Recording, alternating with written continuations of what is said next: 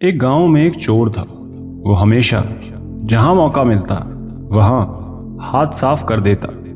उसी के गांव के पास एक वन में एक तपस्वी महात्मा रहा करते थे। वो एक बड़े ही ज्ञानी और प्रख्यात महात्मा थे। जो उनकी शरण में जाता उसके स्वयं के जीवन में परिवर्तन आने लगता।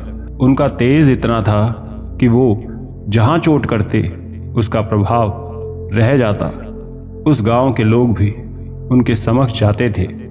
एक बार वो चोर जब वो घर में चोरी करने गया हुआ था तभी वहां के लोग उसे पकड़ लेते हैं। सभी को देख वो तुरंत अपने प्राण बचा उन महात्मा की कुटिया की तरफ भागता है। उस समय महात्मा अपने ध्यान में बैठे होते हैं। चोर उनके समक्ष जा उनसे उनकी कुटिया में छुपने के लिए आग्रह करता है। महात्मा उस समय उसकी सहायता कर देते हैं। गांव के लोग जब वहां पहुंचते हैं तो देखते हैं कि आसपास कोई नहीं है और वो तपस्वी महात्मा ध्यान में लीन है। वो चुपचाप लौट जाते हैं। सभी के जाने के बाद चोर जब कुटिया से बाहर आता है तो महात्मा को उनकी सहायता करने का आभार प्रकट करता है। तब महात्मा उसे कहते हैं कि जब तुम जानते हो कि ये कृत्य गलत है, इससे तुम्हारे प्राण संकट में फंस जाते हैं, फिर क्यों ऐसा काम करते हो? ये सुन चोर कहता है कि मुझे इस काम में ही आनंद आता है और आप ही कहते हैं कि व्यक्ति को वही कार्य करना चाहिए जिसमें उसको आनंद आए। मैं आपके प्रवचनों को सुन वही कर रहा हूँ। ये सुन महात्मा कहते हैं कि किंतु मैंने ये उपदेश कहीं नहीं दिया कि चोरी करनी चाहिए।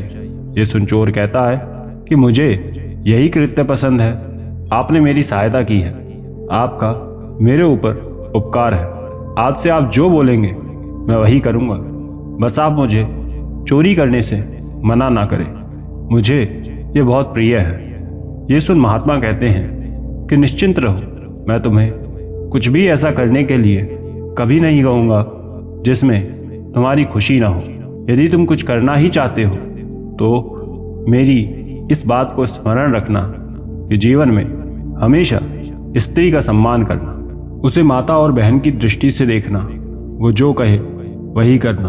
उनकी बातें सुनने से आपको जीवन में उन्नति जरूर मिलेगी। ये सुन चोर कुछ देर सोच में पड़ जाता है कि वो भला ये कैसे करेगा, लेकिन वो महात्मा को वचन अब दे चुका था, वरना शायद वो गांव के लोगों को सत्य बता देते और मुझे पकड़ा दें।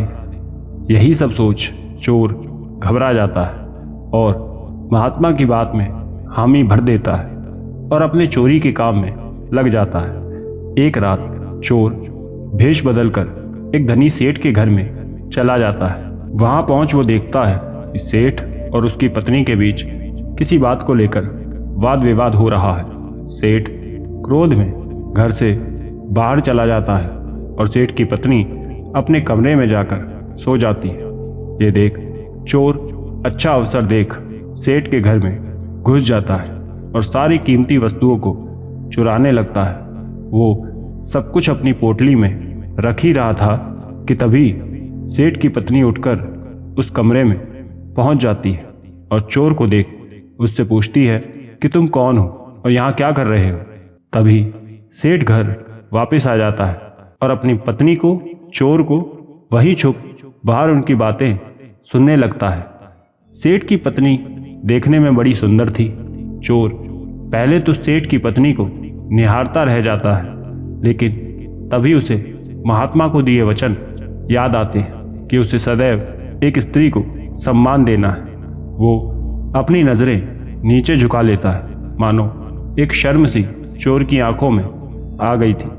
सेठ की पत्नी चोर से कहती है कि मैं तुम्हें खूब सारे सोने चांदी के सिक्के दूंगी जो तुम्हें कभी कम नहीं पड़ेगा, लेकिन तुम्हें भी मेरा एक काम करना होगा। चोर को महात्मा की बात याद थी कि उसे कभी किसी स्त्री का अनादर नहीं करना है, उसे सदैव सम्मान देना है। ये सोच वो कहता है कि आप मेरे लिए माता समान हैं, कहिए जो कहना है, मैं आपकी बात को सुनकर उसे पूरा करने का प्रयास जरूर करूंगा। सेठ की पत्नी कहती है कि तुम्हें ये चोरी करना छोड़ना होगा। तुम्हें जितना धन चाहिए मैं तुम्हें दे दूंगी, लेकिन इस तरह अनुचित कार्य कर तुम क्यों किसी के लिए दुख उत्पन्न कर रहे हो?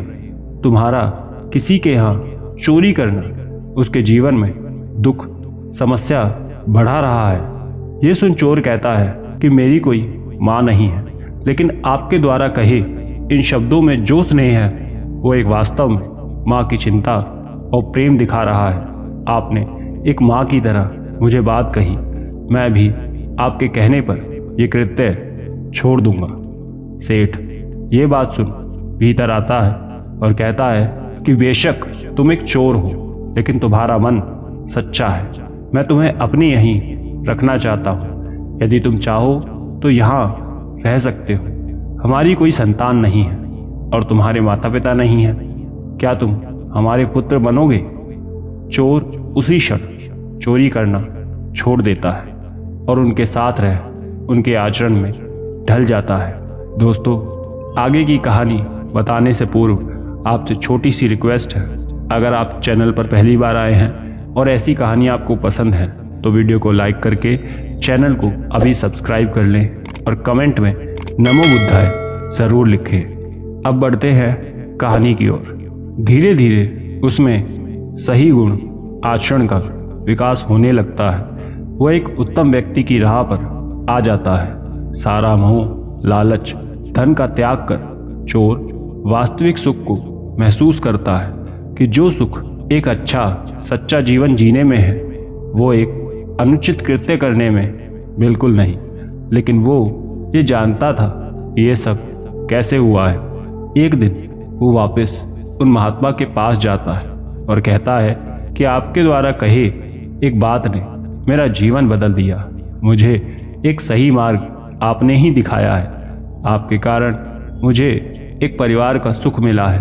आपका बहुत बहुत धन्यवाद। ये सुन महात्मा उसे आशीष देते हैं और सदैव सत्कर्म के मार्ग पर चलने के लिए कहते हैं। महात्मा ये बात जानते थे कि उस चोर को वो यदि सीधा चोरी छोड़ने के लिए कहते तो वो ये नहीं करता, इसलिए उन्होंने उसके मन पर चोट की, उसे एक ऐसी शिक्षा दी जो उसे सही करने के भीतर से जोर देगी।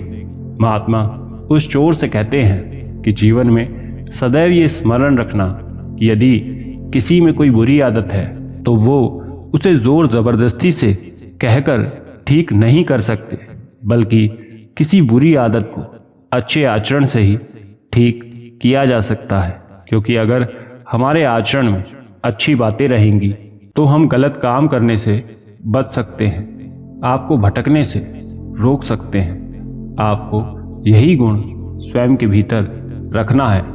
अपने अवगुणों का त्याग करके गुणों को लाएं। अतः किसी भी गलत आदत को ठीक करने के लिए उसके मन पर ऐसी जगह चोट करनी चाहिए जो उसे जीवन में सही मार्ग दिखाए, तभी उसमें परिवर्तन आ सकता है। आशा करते हैं इस कहानी से आपने बहुत कुछ सीखा होगा और अधिक ज्ञान के लिए स्क्रीन पर दिखने वाली वीडियोस को एक बार ज़रूर देखें। धन्यवाद।